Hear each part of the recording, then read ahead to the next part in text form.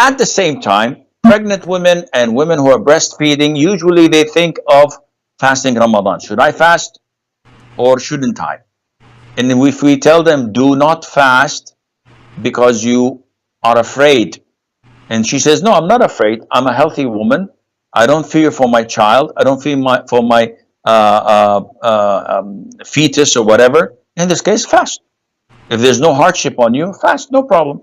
But if the doctor says, no, you should not fast because it's dangerous, it's etc., then you have to skip Ramadan and you fast whenever there are no obstacles.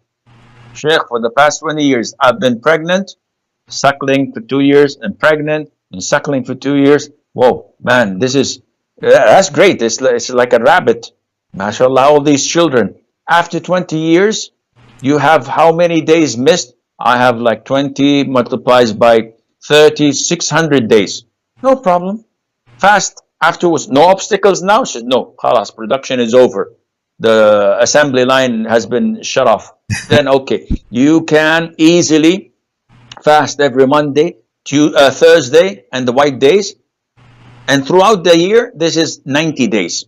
So over the next coming 6 years or 7 years, alhamdulillah, you're healthy. You can make it up without any problem. No feeding the poor, no giving anything, alhamdulillah. And Allah is the most merciful. Jazak